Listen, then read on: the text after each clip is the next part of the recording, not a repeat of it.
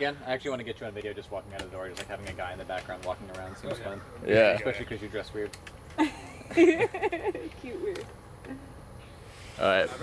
We're rolling. All right, guys. Welcome to Elbows on the Table. We are in the beautiful Texas Hill Country. At the zinc mine. What am I think that's doing? Just walk outside. Oh, just walk out. Yeah. He doesn't know how to walk outside. This fucking guy doesn't know how to walk outside. No. You just tell him to walk Yeah. outside. This guy doesn't know how to fucking invent him, son. Anyways. Did you want me to start you off again? No. Okay. So here we are, elbows on the table, at the zinc mine. Yes. We need to workshop that. Yeah, it's fine. It's really bad. It's not fine. And I think one of the reasons why I wanted to sit down and talk with y'all, other than the fact that I just have such a great time every time we hang out, is that I think you guys have, like, there are very few couples in the world where I'm like, I love what they have. Like, for me, I'm like, fucking thank God I'm single. Every time I'm around a couple, and like, you guys fucking have a really cool thing, you know? And I think that specifically existing like inside of the service industry and like being able to live and thrive inside the service industry is like a really fucking rare thing. You know, it's something that like degrades most relationships. So the fact you guys have been able to like make it like from your early 20s into your early 30s, or in your case, in your early tweens, into your early 20s,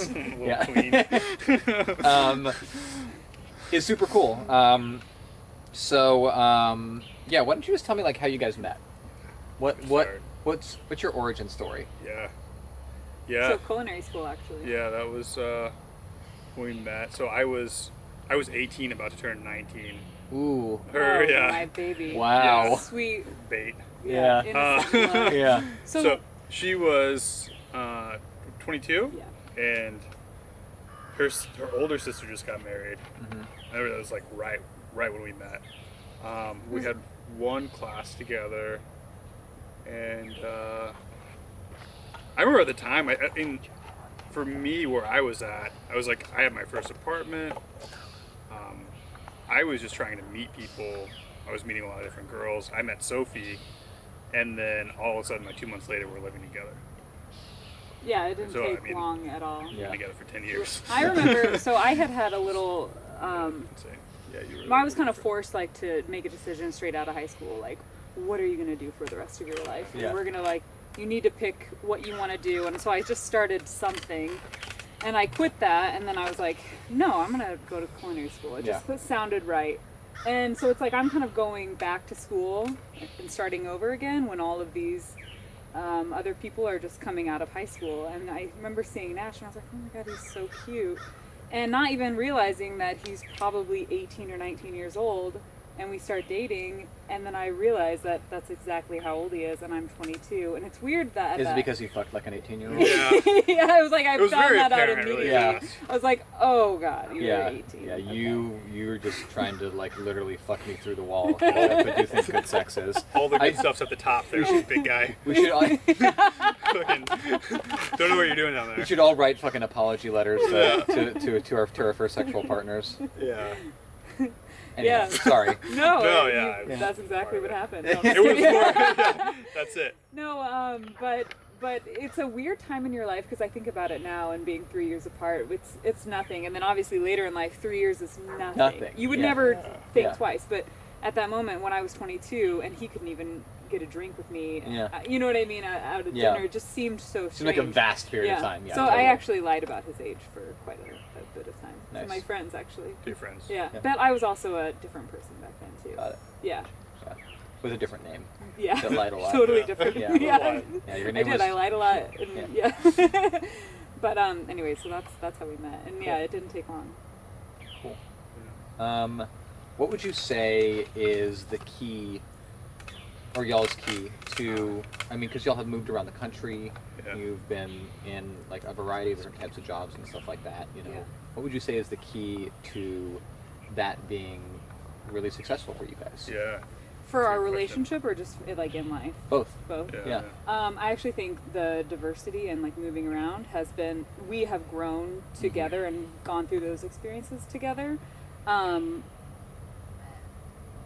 I think that that's actually what has made our relationship so strong, is having those experiences and figuring them out and being honest and you know, not acting like either one of us know how to do this better than the other, but more saying Nash is better at this right now and I'm going to learn from that, and vice versa.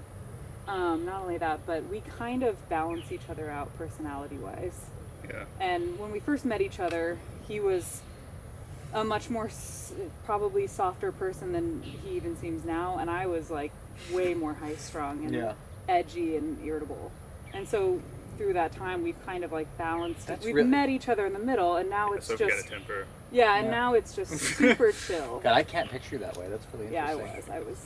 Yeah, I was horrible. Yeah. What was there like a catalyst that was like at a certain point you're like, I need to chill the fuck out and like take life as it comes, or? Yeah, it was after culinary school, and I hate even, I don't know why I don't like referring back to something that was so long ago, because it just seems like, but I remember just the way that I would handle things, like in that setting, like being harsh and acting like that's what, just how it is, like in the chef and restaurant world.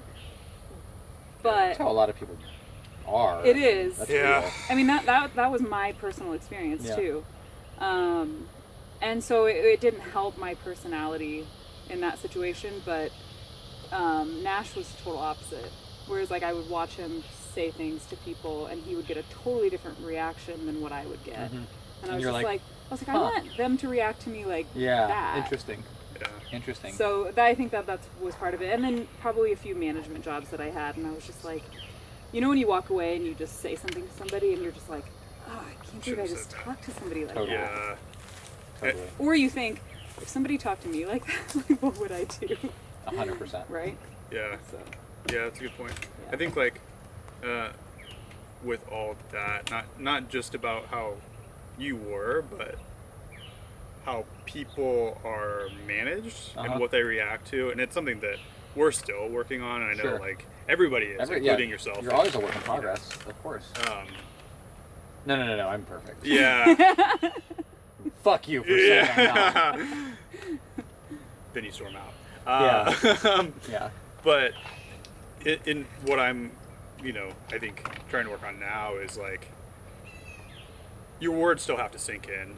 So it's like, what's the balance, right? Yeah, for sure. I think a lot of that is, you grow as a person and you figure out. I think as you form more relationships and have more life experiences and connect to the world in a way that's more authentic, find your voice. Yeah. Right? Yeah. And I think the challenge for us is that even in moments of doubt and insecurity, that we still speak from that place, right? And don't try to be someone we're not. Or I think as people in hospitality, a lot of the times we like revert back to this thing of like, even though we aren't a certain way or a certain person, we get to positions of leadership and we just emulate what we've seen instead of being ourselves. And the point is that the thing that got us there is being ourselves, not whatever the fuck we have seen modeled for us, right? Yeah. Absolutely, and that being said too, it's like you don't always have to be perfect either. Like you're allowed to be kind of crazy sometimes. You know what I mean? You're still being you're gonna yourself. make mistakes. Yeah. So, in the context of that relationship and that growth together,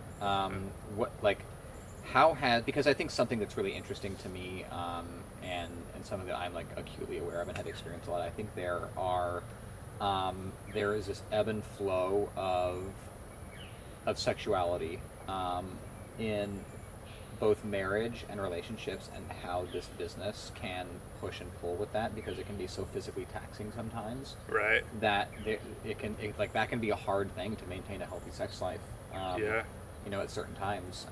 And yet at the same time, like if you're two sexual people, that's going to be an important part of a marriage. And so like how have you guys handled that communication? And I think to your point, we are both pretty sexual people, just in our nature. Oh, I know.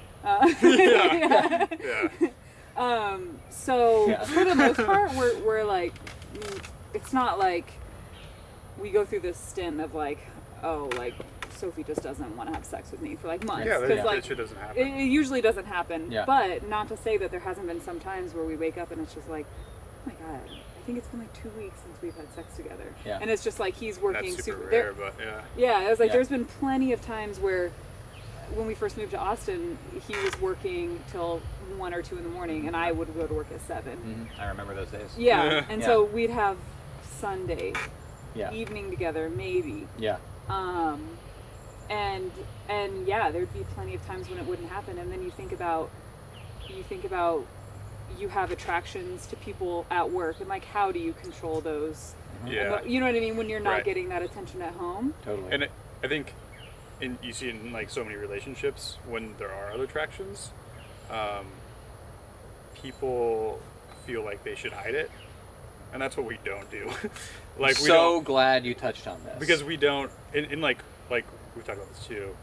We're not open, but at the same time, we're not gonna not admit that this person is attractive in whatever way. It's so funny because I was describing the two of you. I told them I was doing the podcast with you, and I described this exact dynamic. Yeah. And I actually don't have any formal experience with us discussing this together, but I've just witnessed it, right? And I've witnessed how naturally you guys communicate that information. Yeah. Yeah, for sure. And at first I didn't know how to feel about it. I was like, Yeah. oh, because it's so rare, Sure. right? Yeah. You're like, oh, maybe.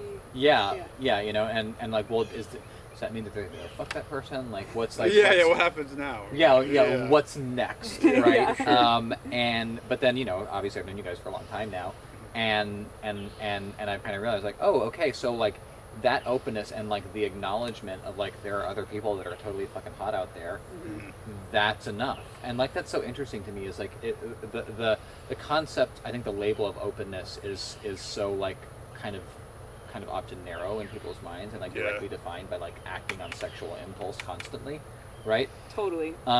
Where for That's sure. like where I'm at personally, which I always were trying to expand on that. Totally. And so what's interesting is that the word open literally just means a free exchange of information, right? Right. You know? Oh, and so okay, yeah. that can happen in a lot of different ways. Like that can totally just be, that can be orgies every weekend. It can be what you guys do. It can be everything in between, right? But it means that there is nothing hidden, Yeah. right? Yeah. Like Yeah. whatever that thing is, you go through it together. You communicate about it together. That's beautiful. You know? It really is like, honestly, it's like to say, Yeah. yeah, no, that's well, so and true. and that's something that I think you guys like, that acknowledgement of the fact that like, hey, guess what? We're not the only two sexy people in the world, and it's totally okay to talk Right. about that. Like, Yeah, that's that's super important. It's super important, but like, it is such a fucking Achilles heel Yeah. of 95% of all relationships out there, right? Yeah. Just like the concept of, even like if we're watching a movie together and like someone points out what the movie star is sexy, it's like, are we gonna get offended about this? Yeah, Like, are you're you like- fucking kidding me? Like, fuck you. Yeah. You know, but like that is a deep human insecurity about not being good enough, right? And I think what's interesting, has that always been something that's been part of your relationship, or has that grown with your relationship? I think it's grown. That's grown. So when did that come down the road? It's probably been years by now. Yeah, but- probably in the last like 5 'Cause years. I think the first reaction is to be afraid. Oh, Of course it is. You know? Yeah, like I You say 5 years? How many years? I'd say maybe the last 5 years we've been a lot more open about stuff like that, because I can speak for myself. The first 2-3 years, like I would have never been secure enough to have these conversations with Nash, and I actually think the more that we talk about it, it actually makes me more confident, like in myself as a woman, as his wife. Totally. And like it's like totally cool to talk about other girls or other men, like from my perspective too. Which I mean, you talk about girls a lot too. frankly. yeah, absolutely. And that's yeah. probably where it stems And off that's of. actually Like, kind of maybe where it started is like some of her friends that she was attracted to. Yeah. Yeah. And then she would say it, and I was like, oh, well, I can say it. Yeah. And then from there, it became... Yeah. And not to say that at And first. you're like, I'm also really attracted to my brother. Yeah. Now that we're talking about that. Yeah. Is that what, do you want to? No? Oh, it's too, okay. Give it another 5 So years. my brother's not hot.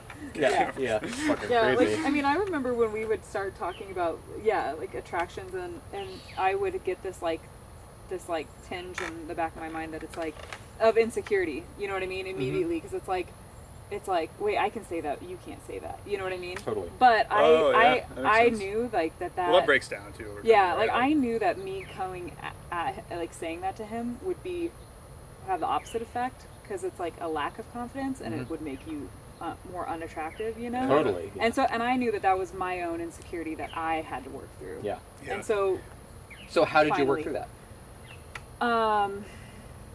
Like God, electroshock therapy? Yeah, I don't know. I really think it was just. I feel like it's a time thing.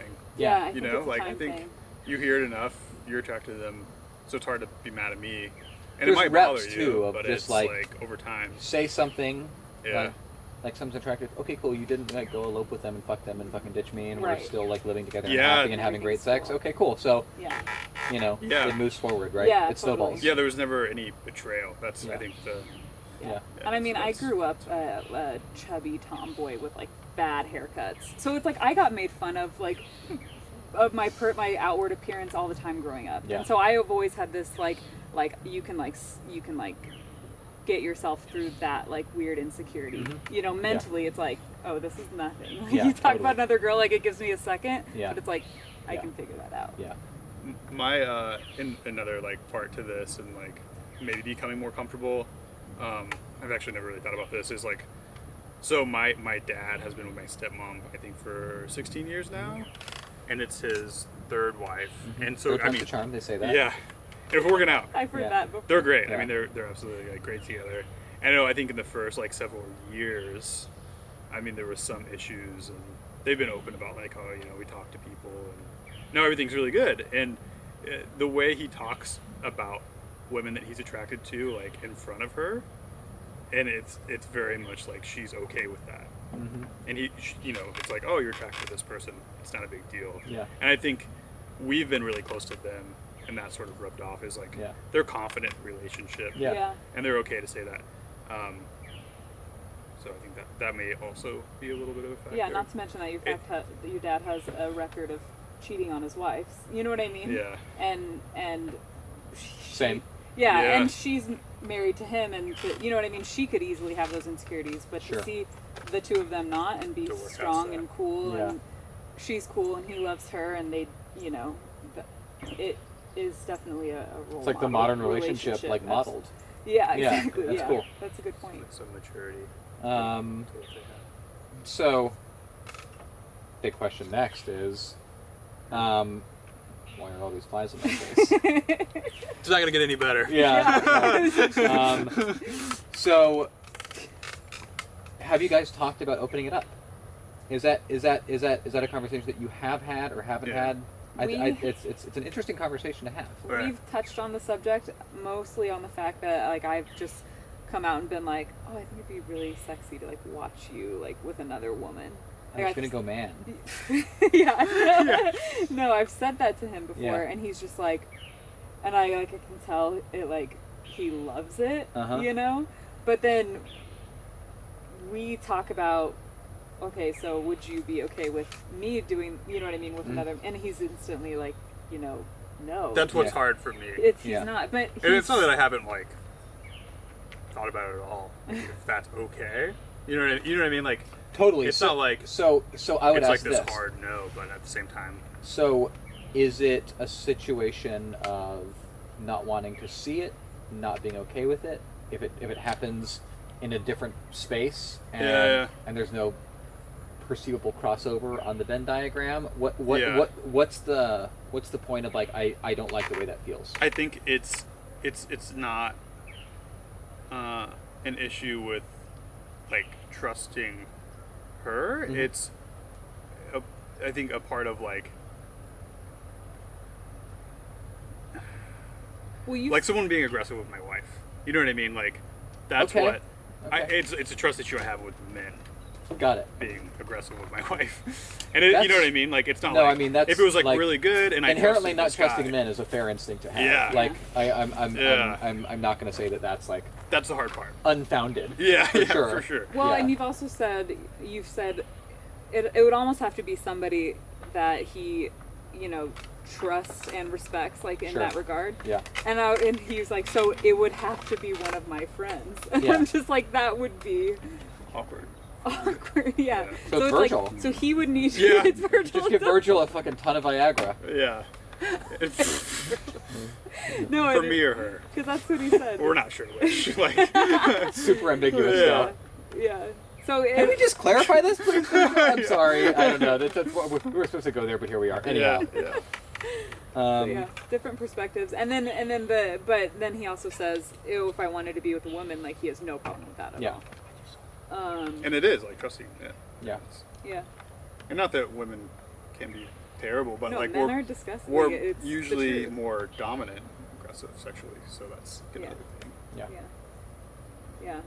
Which would be one of my biggest, like being in a relationship, like being committed to Nash for the rest of my life. I would say, one of my biggest sexual or like relationship ventures that I never got to do was to be in a relationship with a woman.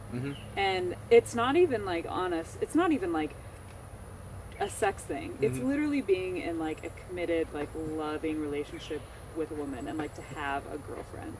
Like I remember that was just something I thought about, and I've always thought about it. I was like, oh, you know, that's done. You know, that will never happen. But Never say never. I know, but then I think what's really interesting is I think in many ways like the two sensibilities that you guys are speaking to are obviously very aligned. Yeah. You know. Yeah. I mean that's. I think what I respect most about it is the restraint and thought. Yeah. That you guys put into it. Right. And like so many people. Just like once like they open that Pandora's box, they just get out there and start impulsively fucking. Yeah. Totally. And that's not the point of it, right? The point is to build something that can endure, and every once in a while open up that door and be like, oh, look at this beautiful little garnish we can put on this for a little while. Yeah. And then be like, okay, cool, that's done. Yeah. Let's close that door again. Yeah, you for know, sure. because I think in my experience, and from a lot of my friends that I've seen, when you keep that door open the whole time, you will eventually allow human instinct to degrade the relationship. And so it has to be really aligned with how you want anybody else to be integrated into your life. Yeah. And then with that being said, I've always been just, I lost my virginity when I was 15 years old, and I was with that guy for a year. We broke up. I had another boyfriend for 7 years. Okay, it was maybe 3 months between them, and then I met Nash after that last boyfriend, and I've been with him ever since. So I am a serial monogamist. Yeah. So when it comes to actually, It's amazing we get along so well. I know, right? I know. I was like, not only that, but I've been having consistent sex since I was 15 years old. Like, not many people can say that. Totally. 3 months was the longest that I've gone. Wow, so, isn't that wild? That's incredible. It's incredible. Good for you. I know. Sexual health winning. Yeah. Bravo. 17 years. Yeah. So Sophie Zink fucking for 17 years. more than That's a half good my bumper life. sticker. Yeah. Totally. So when I conceptualize having sex with somebody, it's a very deep connection. It's considered. It is. Yeah. It's not just like it's not just something that. Oh, this sounds like fun. Totally. You know. What about you, Nash? Like, where does your where do your sexual impulses go in that regard? Yeah, so probably, a little bit different, obviously. We have sex frequently, and, we're together. But at the same time, like, before we met, it wasn't, like, and we met when I was 18, turning 19, so there wasn't, like, that much time. Sure. But not every one of my sexual encounters were, like, this long-term, super serious things. Yeah. Which so it's a little bit different. Because it is, like, right. I love more when of he like, tells me stories about having sex with girls before me. It's my favorite thing. I want like all the details. Yeah. But yeah, so I mean more attraction. I think that it is a serious thing that you should be responsible with, but at the same time it's not like everyone should have sex with one person their whole life and it should be this crazy fucking thing. Yeah, Totally. I think You know that's what I mean? crazy. So there's I think if it works, that's cool. But and then to your perspective, like, can you relate to Like, you know what I mean? We're total opposites. I So I actually not as different as you would think. Okay. Yeah. Because I dated I had a couple of girlfriends in high school. I did not have promiscuous sex in high school at all. Yeah. Except for the way I lost my virginity, which was hyper promiscuous. Right. Yeah. Like yeah. traumatizing. Like I was 14. I was in a church. I actually didn't know Yeah. So, yeah, it was on Christmas Eve. that. Praise Jesus. Yeah. But so, and then I had, until senior year, I had sex with one person. Yeah. After that. Yeah. And then, freshman year of college was totally freshman year of college. Totally. And then I went to culinary school after that. And then ended up dating someone for almost 2 years in culinary school. Yeah. Got out, had like a fun summer, then got into another 1.5-year relationship. Right. And that led kind of through the deepest parts of active addiction into sobriety. Yeah. Then I was sober for a few years, but like didn't have a lot of partners between those relationships because I was focusing on sobriety. Yeah. Then met Velvet and got married. Oh wow. So like, were there like, people along the way? Like totally, but like the me you know now Yeah. Right. versus then, Yeah. it's night and day. Yeah, Okay, yeah. so Oh, a that totally makes different sense. life experience than before that. Yeah, Yeah. totally. And I was, I think, like, the sexual appetite was there. I honestly, legitimately attribute it, in large part to my my relinquishment of pornography. Okay. Is like when I stopped watching pornography and said, okay, I'm just going to engage in the world, Mm-hmm. in the sexual world, in a way that's like healthy and completely reality based. Yeah. Yeah. My ability and capacity to do that in kind of a completely different way Right. was like my eyes were open. Yeah. Yeah. Yeah. For the first time. Yeah. And then, now and we visit with each other every week, Totally. but that's a part of, that's a whole thing to manage, right? Like, that part of your life. Totally. That's work, right? Like, I think because you don't want to you can mix things up with. at worst it's work. Yeah. I think, for me, what I've realized is that I think I've gotten over the hump of like over engagement and talking to too many people and stuff like that. Sure.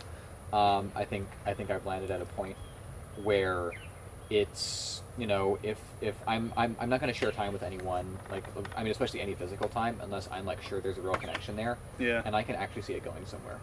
Yeah. Like that to me Okay. is Yeah. now a hard line in the sand. Oh, cool, man. Yeah. Whereas it was previously just like having like low maintenance sexual Mm-hmm. partners was the goal. Yeah. So that I could just focus on other things. That gets you nowhere. Yeah. That if you don't allow something to grow into anything, guess what? It's never going to grow into anything. Yeah.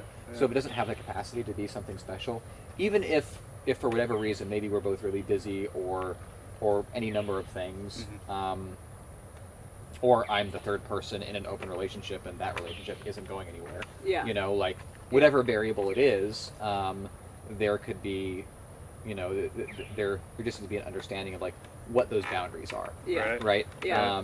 And that's what I've gotten much better understanding for myself and how to communicate those very clearly. Yeah. And also if it's like early on, there's a fucking They're spider on me. gonna get it so gnarly. Yeah. But it was early on. If it's early on and I'm like, I'm just not feeling it, like don't waste someone's time, right? Like don't have sex. Don't use someone in that way. Don't be impulsive. Like if you know it's not going to work, Yeah. just Because girls can be. totally just Jesus Christ. Got the bad seat. Yeah. Just like politely bow out and be respectful and value another person's time and don't waste it. And as long what that does lead to is will there be like more periods of like talking to less people and stuff like that, or like having to figure out if someone's worth spending time with, if that connection's really there. Yeah, totally. Yeah. But it ensures that like that you aren't drained Mm-hmm. by the time you spend with someone. So like once you select like, okay, like this is the person I'm going to share my time with and like share a bed with, or just go to dinner with, right? Like it. Yeah. It's as simple as that for Totally, me. yeah. Like even if it's not sexual, if I'm just going to dinner with someone, Yeah. I need to be certain that like I'm going to go to that dinner date and have good conversation. I don't have the expectation of sex, but I do have the expectation that I'm going to have a good time. Yeah, otherwise Yeah. go to dinner by yourself. Everybody stay the fuck home and don't risk your fucking life. Yeah. You know, like straight up. Yeah. You know, so that's my perspective on it. And I think I really, you know, frankly, am a little envious of the restraint and yet open-mindedness that you guys show at the same time. Because I think those two things in combination are really rare. I think the pendulum often swings in one of two ways, right? Yeah. And so to like be open-minded to things being fluid and changing, to have open dialogue about it, to say, you know, what's today isn't tomorrow, and to constantly be growing together and go through those life experiences together is something really fucking cool. I think that's something we should all aspire to. I think you guys are in many ways like the, you know, the kind of epitome of like what the modern relationship can be. Right. You know? Which is Ooh, it's that time of They night. just flare up and they'll I think they just loved. yeah. Yeah, they got excited. They love you guys. We're so horny. They applauded. We're so horny. So yeah, that's my perspective. Yeah, thank you. Yeah, I man. mean, first of all, thanks. thank you. That's That's really really sweet. Yeah. I know, and it's like sometimes I think it's like, is there one way just to encompass all of it? But it's so, I don't know. It's like a day-to-day thing. Being very present It is with each other. Totally, it's day to Yeah. day. I mean, I think if you look at like, you know, just a lot of our other friends, you know, and like, be they single or married or dating or anything on the spectrum, right? It's like, I don't see a lot of happiness out there, or like Yeah. like no one's saying like, yeah, this is it. This is how I want it to be. You know what I mean? Yeah. Yeah. Like, Yeah, for sure. like everyone's like, the grass is fucking greener on the other side, right? Like, Yeah. whatever the grass is, it's greener on the other side. Like everyone, like that's everyone's fucking Totally. perspective, you Of know? course, yeah. Um, Like they do this better, or yeah. Yeah, you know, Always. and so that to me is something that's like really, Very true. really interesting. Yeah. There's like, I think, I was talking to someone a few months ago, and he was just with like a lot of girls, and I think like Can you usually tell me who this guy, person is? it's Elmer, yeah, yeah, I think yeah, Elmer. So he was Big just shouts to Elmer. yeah, I love Elmer. Yeah. So he was telling me about this, and I think like a lot of married guys get like, they're like, oh my god, that sounds amazing, you know, it's like super exciting. Totally. And then I told him about, you know, a little bit about It is Sophie and whatever.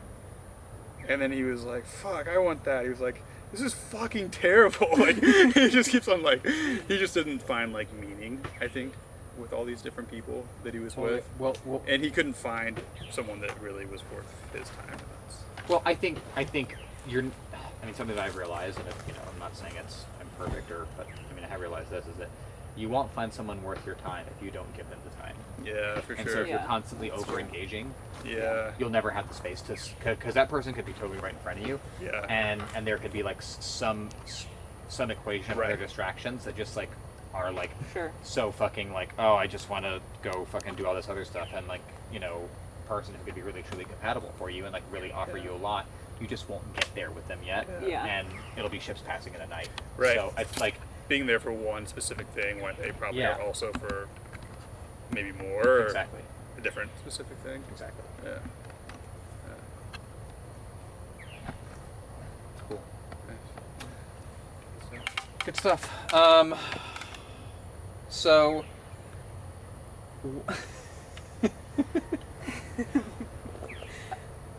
we were talking about this the other day. Yeah. And I think it's something that's really we're gonna take a hard turn right now. But I think something that is very relevant, and I think as people who you know, exist in the world and are from a part of the country where sports specifically are incredibly popular. Right. And you know, I think that we're seeing in real time, you know, I'm hoping, knocking on wood, Yeah. the possible evolution of American sports because of Yeah. the situation that we're in. Like, right, I mean, how like things all, are being handled right now. you know, all fall college sports are canceled until further notice, you know, and so that is this, like, both economic and, like, cultural gut punch to, you know, all of the central and south and southeastern part of the country in a way that is, like, it's like taking away, like, fucking white bread. Yeah. You know? Yeah, and it almost becomes a time thing. It's like, yeah, you can postpone these things or whatever, or do it later, but not when, I mean, in people's college years, or people are gonna find something else to do. Yeah, it's like you almost have to find something else to do, and then how do you just postpone that when it literally becomes it's a time issue? I mean, even let's say this isn't even the only year, 2-3 years, and you think about even when people go pro, it's a time issue too. So it's gonna, I mean, it's really interesting because I think, I mean, you know, like, I mean, my whole family's from the South. I grew up in New Mexico, so I think I've always had the, like, I didn't grow up playing football. I grew up watching football. Right? Yeah. And I think specifically with football, you know, it long ago surpassed baseball as America's pastime. Right? Yeah. You know, for sure. And you know, is you know, this like economic and social, like, Goliath in this thing that, like, you know, connects so many people, and this, like, it's like this, like, baseline of, like, connectivity that, like, human beings can talk about without, like, you know, without having to touch on, like, religion and politics, you know, right? You know, and so it's with total strangers. With total strangers, right? And so it's really interesting that, you know, slowly we're removing. I mean, I think it's great because I think, you know, specifically the NFL is, like, a corrupt and archaic institution that, you know. Heard your theory on it. Yeah, you know, and so, but I think we're removing this, like, connective tissue socially that, you know, certainly you can spend a certain amount of time talking about it not being there, but at a certain point, the appetite for talking about the lack of something's existence is going to be replaced by something that actually exists and is happening. You know what I mean? Yeah, sure. And so I'm interested to like, what are your guys' thoughts on that? Like, what are your family's thoughts on that? Like, how is that making people feel right now? Oh, are they even aware of it? My family for sure is in total disbelief. Like, they they are just like, it's just going to be a little bit different. Yeah. But the show will still go on. Yeah.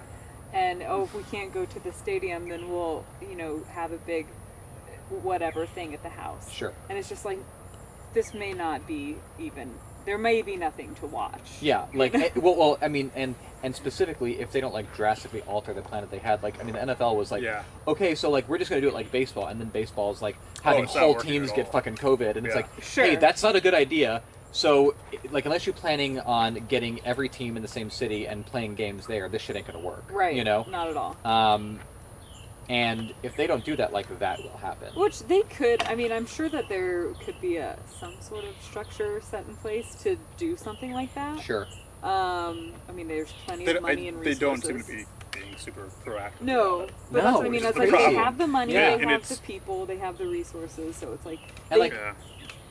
It's one thing with baseball, which was already a truncated season. Like, they had, what, I believe a 60-game season that they committed to. Who knows? And and then, like, so we're talking about, like, you know, these. I mean, are they, like, is the movie The Replacements actually going to happen? Right. You know what I mean? Yeah. Like, at a certain point, will it get so bad that they actually call Keanu Reeves to play for your beloved Buffalo Bills? You know, like, that's fucking, you know, like. And are people going to watch that? You know, I mean, I think, I'm hoping that, to me, the upside of this is not, because I want people to have jobs, because these guys have spent their whole lives preparing to make their income a certain way. I in no way want that ripped away from anybody. Like, that's not what I'm saying. You know? Right, for sure. Because that's not fair, right? I mean, also life isn't fair. You know, like, that's what the rest of the world is going through. So, like, kind of is what it is. Like, there's some people that have, you know, they grind every single day. They make nothing but just enough for the bare necessities, and that's been taken away from those people. Yeah. So I think what interests me is the adaptability of, like, I mean, especially, like, the student athlete and the pro athlete, you know, and the expectation of that adaptability versus, like, the expectation that, you know, the world has held for the Western industry, which is just like, well, figure it out. Right. Yeah. Right. Like, figure it out. We still need. Yeah, like, we still need stuff. We still need that. Or like, oh, like your complete economic model has changed, and you can no longer employ a certain amount of people, and your business has been gutted.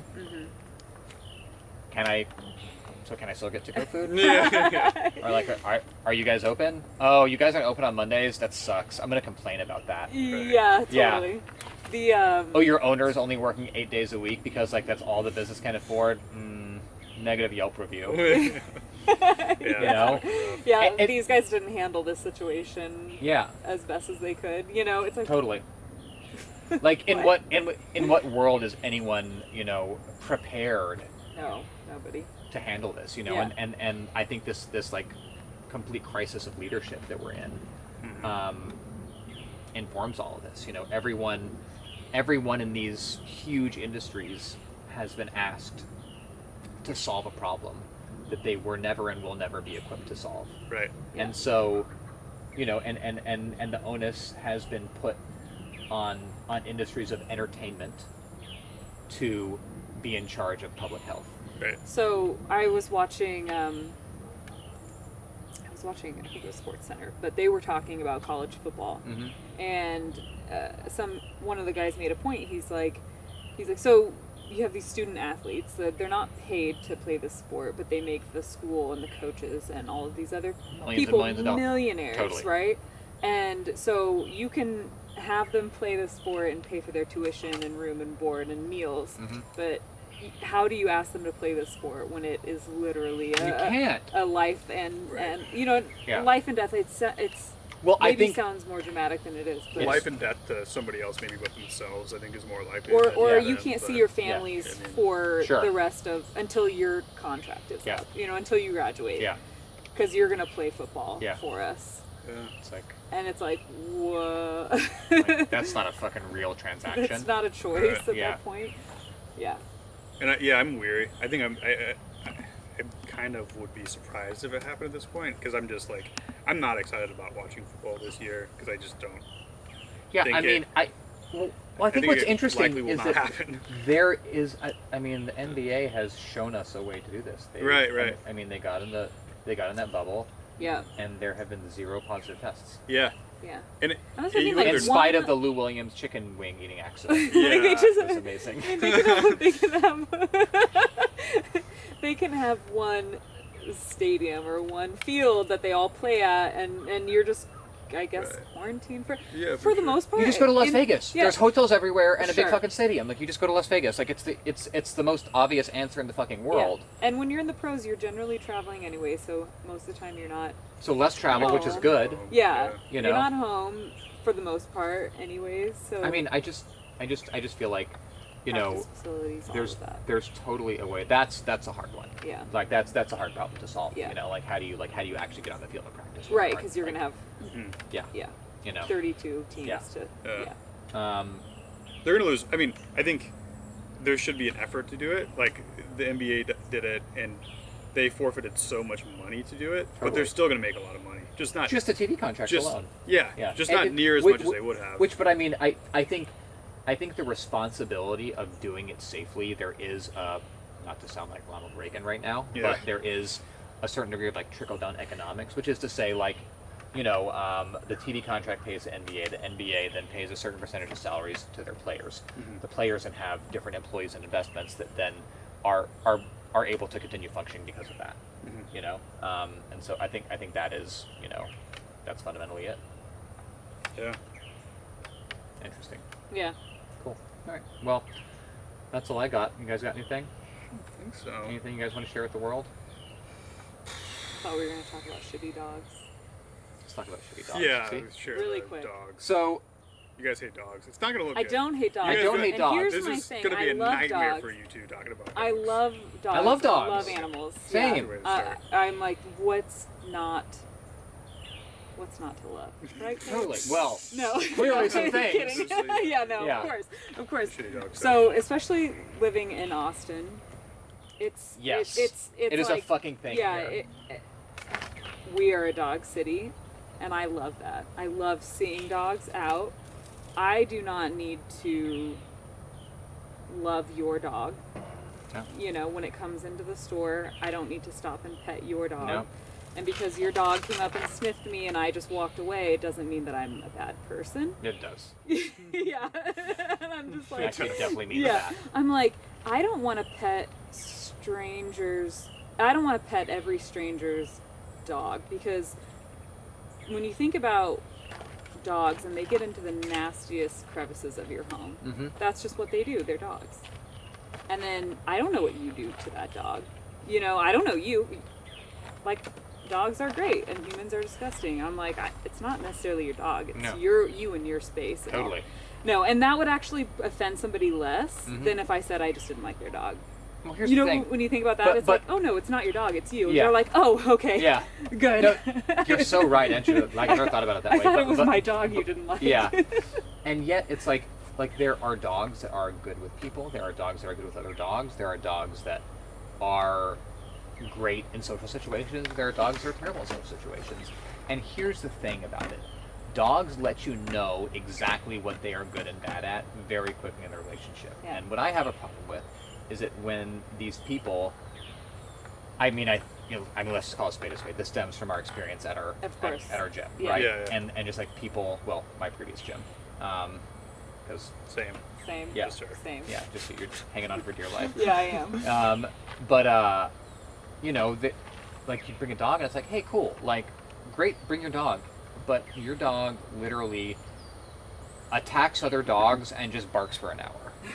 And it's like, that ruins everybody else's day. And the fact that you're so selfish that you need to you need to have your dog involved in this part of your life, Yeah. like you can't realize that Or- it's We're supposed to chalk it up to the fact that, like, it's a dog, you know? yeah, it's like, no, it's like, don't It's be a like, shitty no, owner. Don't, yeah, don't like- bring your shitty dog in Yeah. my space. Like,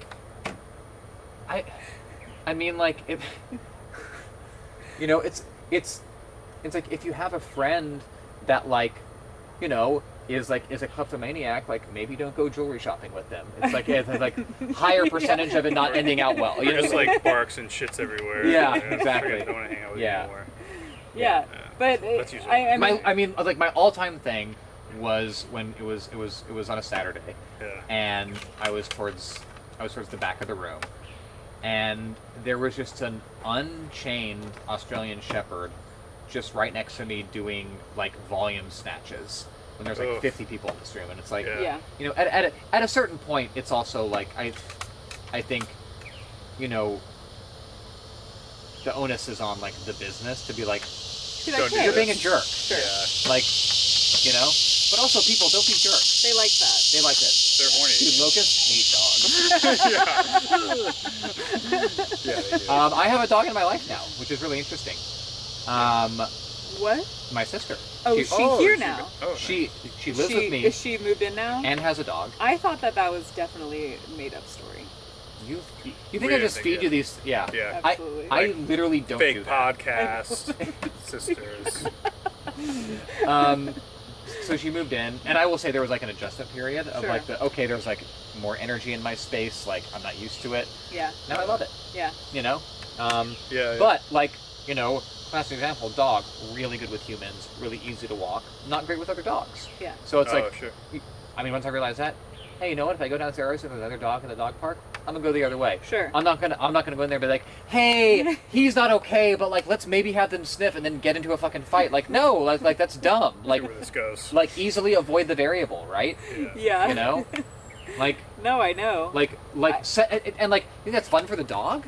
You know what I mean? Like, you're being a shitty owner. You're putting your dog in a stressful situation. You know your dog doesn't like that dog. Yeah, like, don't do that. Yeah, no, I've been like coined this person where people are like, you know, Sophie, you just must not like dogs like that much, like at work, and Yeah. I'm just like, literally, because I just don't go and pet all Yeah. the dogs. Like everybody else that I work Yeah. with, they stop what they're doing, Yeah. and they pet the dogs, and they let, you know, people And they're like, walk who let out the of dogs out? Yeah, they let people walk out the front door They sing that with song. booze, you know, Yeah. like we get Yeah. stuff stolen from us because somebody's petting a fucking dog in aisle 14. Yeah. And I'm like, Always aisle 14. you don't need to Always pet out that 14. dog. Fucking Yeah. bullshit. Yeah. So, anyways, I love dogs. Yeah, I for just, sure you do. I just. So random Go ahead. random dog story, Sure. not so much about bad dogs. Good dogs? Bad dogs. Got it. Yeah. Badonka dogs. my dad's dog, what's the breed? I can never remember. It's this really German Shorthair. German Shorthair. So it's like the dog that's been running around here, that like super fast, high energy dog. My stepmom left a loaf of bread on the counter, and we came back and it was gone. It unwrapped it, not carefully, and then just ate the entire loaf of bread. And it's like it's probably like a 70-pound dog. Still. A loaf of bread for that. I mean, like huge loaf she was, of bread. yeah, super bloated. What was the fucking? What were the BMs like the next day? Yeah, I don't know. Non-existent. Just didn't poop for days. So later that night, and I don't know. One way to potty train. Yeah. This dog will never shit again. Problem solved. Eat a loaf of bread once a week. Dog eventually explodes. So later Jesus. that night, I don't know if these things are like related or if it's just super random.